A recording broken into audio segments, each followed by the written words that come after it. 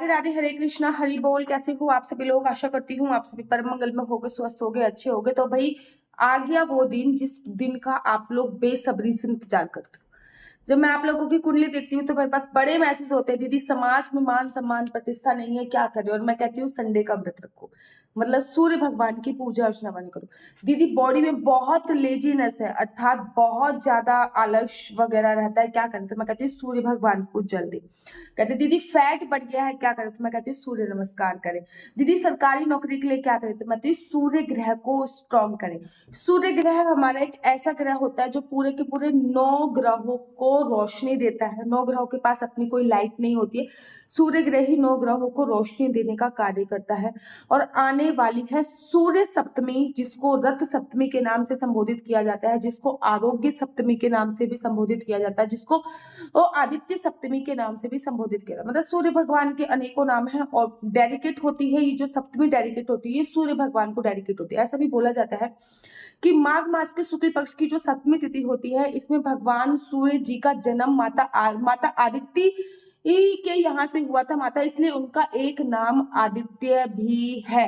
तो इस दिन सूर्य भगवान जी का न केवल बर्थडे माना जाता है, अपितु ये भी माना जाता है जब सूर्य भगवान जी ने अपने रथ पे प्रथम बार कदम रखा था।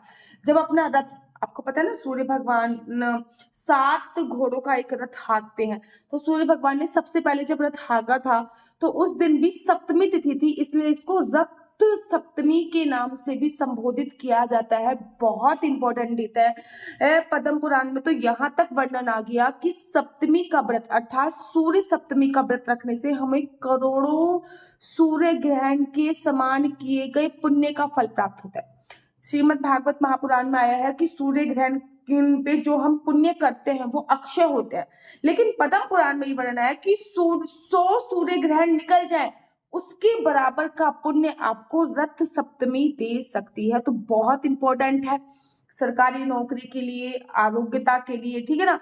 भगवान सूर्य जो है वो आरोग्य के देवता बोले जाते हैं, इसलिए इसको आरोग्य सप्तमी बोला जाता है। मतलब आरोग्य, मैं कहती नहीं दीदी बीपी लो की परेशानी है, बॉडी में वीकनेस बहुत है, मैं कहती सूर्य भगवान को जल दो, सूर्य भगवान को जल दो। इनको आरोग्य के देवता बोले जाते हैं। सूर्य नमस्कार करो, ठीक है। योगा में भी सूर्य नमस्कार का बहुत विशेष वर्णन दिया जाता है, इसलिए इसको आरोग्य सप्तमी के नाम से भी संबोधित किया जाता है। बहुत इंपॉर्टेंट है। ये है 4 फरवरी को, मतलब कल ही है। वीडियो बनाने में मेरे को थोड़ा सा लेट होने में मुझे थोड़ा देरी हो गई, लेकिन मुझे लगा कि इतनी इंपॉर्टेंट तिथि है तो मुझे आप लोगों को डेफिनेटली इसके बारे में जरूर बताना चाहिए। तो कल है रथ सप्तमी, जिसको आरोग्य सप्तमी बोलते हैं। इसकी व्रत पूजा अर्चना वंदना बहुत ज्यादा सर्वोत्तम है। देखो अगर आप आरोग्य सप्तमी का व्रत रखते हो, रथ सप्तमी का व्रत रखते हो, तब तो अच्छी बात है। नहीं रखते तो कल मेरे कहने पे रख लीजिएगा। और अगर व्रत रखने की कैपेसिटी नहीं है शरीर में तो कल एटलीस्ट नमक का सेवन तो मत कीजिएगा, ठीक है ना। अगर नमक का सेवन कर भी रहो तो सूर्यास्त होने के बाद ही नमक का सेवन कीजिएगा। सूर्य उदय से लेकर सूर्यास्त तक की जो अवधि होती है इसमें नमक का सेवन नहीं करना है, ठीक है ना। करना क्या है कल आपको सुबह सुबह ब्रह्म मुहूर्त में उठना है और पानी में तिल डाल के नहाना है। काले तिल डाल के पानी में नहाइए, और साथ ही के साथ गंगा जल है तो गंगा जल भी डाल के पानी में नहा सकते हैं। पानी में गंगा जल और काले तिल डाल के नहाइए। उसके बाद लाल रंग के वस्त्र पहनिए। मैं हमेशा कहती हूँ पीले रंग के वस्त्र पहनो, पीले रंग के वस्त्र पहनो, लेकिन सूर्य भगवान का जो कलर बोला जाता है ना वो रेड कलर बोला जाता है। तो कल सूर्य भगवान से रिलेटेड दिन है, तो लाल रंग के आपको वस्त्र पहनने हैं। लाल रंग के वस्त्र पहनने के बाद अब सूर्य निकलने का समय हो गया होगा। जब सूर्य निकलने का समय होगा तो एक लोटा लीजिए, एक लोटे में पानी डालिए, उसमें आपको थोड़ा सा गुड़ डालना है। याद रखिए गुड़ डालना है, उसमें आपको लाल रंग का फूल डालना है, और फूल डालने के बाद सूर्य भगवान के पास चले जाइए और सूर्य भगवान के 12 नामों का उच्चारण करते हुए आपको वो जल चढ़ाना है। अगर आपको 12 नाम नहीं आते तो 2-3 नामों का उच्चारण करते हुए भी वो जल चढ़ा सकते हैं, जैसे कि ओम सूर्याय नमः, ओम भास्कराय नमः, ओम हिरण्यगर्भाय नमः, ओम पूष्णे नमः,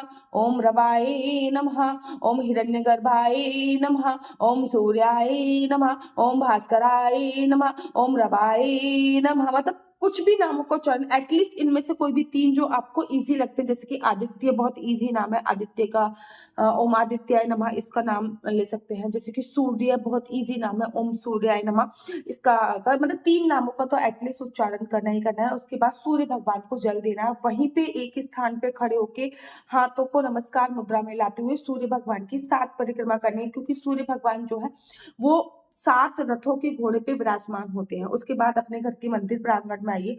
मंदिर प्रांगण में आने के बाद हाथ में लाल रंग का पुष्प लीजिए। अगर लाल रंग का पुष्प नहीं है तो 1 या 2 का सिक्का ले सकते हैं और थोड़ा सा जल ले लीजिए।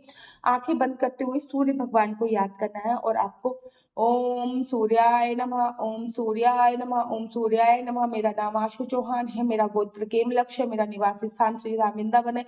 आज मैं पूरी विधि विधान से सप्तरत्मी का व्रत रख रही हूँ। ये सप्तरत्मी का व्रत मैं आरोग्यता के लिए रख रही हूँ, या फिर मैं धन समृद्धि के लिए रख रही हूँ, या फिर मैं गवर्नमेंट जॉब के लिए, मतलब जो भी आपकी कामना हो वो आप कामना बोल सकते हैं। भगवान मेरे को ये व्रत रखने की पूर्ण शक्ति दे। और जो ये सामग्री है ये मंदिर में ही आप समर्पित कर सकते हैं। देखो, सूर्य भगवान हमको प्रत्यक्ष दिख रहे हैं। जब सूर्य भगवान हमको प्रत्यक्ष दिख रहे होते हैं तो सूर्य के चित्र की आवश्यकता नहीं है, लेकिन अगर आपके पास सूर्य का चित्र है तो और भी अच्छी बात है। लेकिन जब प्रत्यक्ष दिख रहे हैं तो चित्र की आवश्यकता नहीं मानी जाती, ऐसा मेरा मानना होता है, ठीक है ना।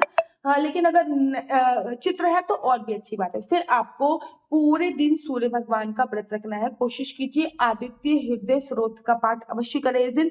आदित्य हृदय स्रोत नहीं आता तो यूट्यूब पे सर्च कीजिए आदित्य हृदय स्रोत और उसका श्रवण जरूर कीजिए। आदित्य हृदय स्रोत का पाठ कीजिए। कम से कम अपनी बॉडी में इस दिन 2 सूर्य नमस्कार पूरे की तरफ, क्योंकि सूर्य जो उगता है वो पूरब की तरफ उगता है। कम से कम देखो, वैसे तो मैं 12 सूर्य नमस्कार करने के लिए आपसे बोल सकती हूँ, लेकिन 12 सूर्य नमस्कार व्रत में पॉसिबल नहीं होता।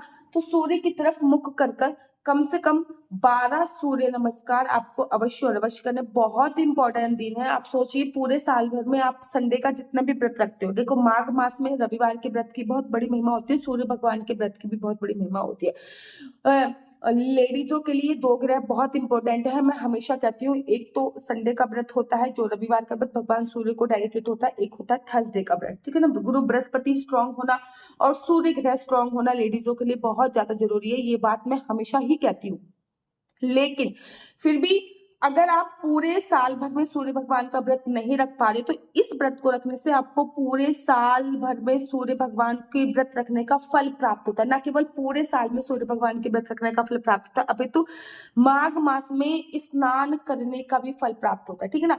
लाल कपड़े की चीज, लाल चीजें दान का इस दिन विशेष महत्व है। जैसे कि गुड़ का दान किसको करना है? गाय को कीजिए। अपने बच्चों के हाथों से गुड़ गाय को खिलवाइए, ठीक है ना। लाल रंग की मसूर की दाल का दान कीजिए, ठीक है ना। टमाटर का लाल दान कीजिए, ठीक है ना। टमाटर सॉस का भी दान कर सकते हैं, ठीक है। अनार का दान कर सकते हैं। मतलब लाल रंग की कोई भी चीज का दान इस दिन बहुत ज्यादा फल और शुभदायी माना जाता है। इस दिन देखो, व्रत रखो चाहे मत रखो, इस दिन नमक का सेवन नहीं करना चाहिए। लाल रंग के सॉक्स हो गए, लाल रंग का कंबल हो गया, लाल रंग का गुड़ हो गया, ये चीजों का दान आपको अवश्य करना चाहिए। खाना जो होता है वो आपको अगले दिन ही खाना चाहिए। कोशिश कीजिए पूरे दिन जो व्रत है वो फलाहार से रखें, लेकिन आपके शरीर में सामर्थ्य ही नहीं है तो आप अन्न का सेवन एक बार कर सकते हैं विदाउट नमक, मतलब नमक का सेवन नहीं किया जाता है इसमें जब भी। तो सोच लीजिए पूरे साल भर का आपको पुण्य प्राप्त होगा अगर आप इसका व्रत रखते हैं। तो मतलब पूरे साल भर रविवार के व्रत रखने का जितना भी पुण्य प्राप्त होता है वो पुण्य केवल आपको रथ सप्तमी का व्रत रखने से प्राप्त होगा। और पूरे माघ मास में स्नान करने का भी पुण्य प्राप्त होता है अगर आप रथ सप्तमी पर सूर्य उदय से पहले स्नान कर लेते हैं। तो ये रथ सप्तमी बहुत इंपॉर्टेंट तिथि है। न केवल आपको आरोग्यता प्रदान करती है बल्कि आपकी जिंदगी में जिस भी चीज की कमी है वो सभी चीज संपूर्ण करती है। रथ सप्तमी बहुत ही इंपॉर्टेंट तिथि है, आपको ऐसा नहीं गंवाना। मेरा नंबर है 4 बार 9 20 25 65। दोबारा से रिपीट करती हूँ, नीचे स्क्रीन पे लिखा भी आ रहा है 4 बार 9 20 25 65। आपका बच्चा जॉब करेगा या बिजनेस करेगा? बिजनेस करेगा तो किस चीज का बिजनेस करेगा? जॉब करेगा तो किस सेक्टर में जॉब करेगा? आपके बच्चे का लकी नंबर क्या है? लकी कलर क्या है? सरकारी नौकरी के कितने % चांसेस हैं? आपके विवाह का योग कब है? संतान प्राप्ति का योग कब है? संतान प्राप्ति नॉर्मल संभव है या मेडिकल ट्रीटमेंट से संभव है? जानकारी आप मेरे से कुंडली के माध्यम से प्राप्त कर सकते हैं, लेकिन याद रखिए कुंडली दिखाना बिल्कुल भी फ्री नहीं है, इसके थोड़े से चार्जेस हैं। तब तक के लिए मुझे दीजिए इजाजत। राधे राधे, हरे कृष्णा।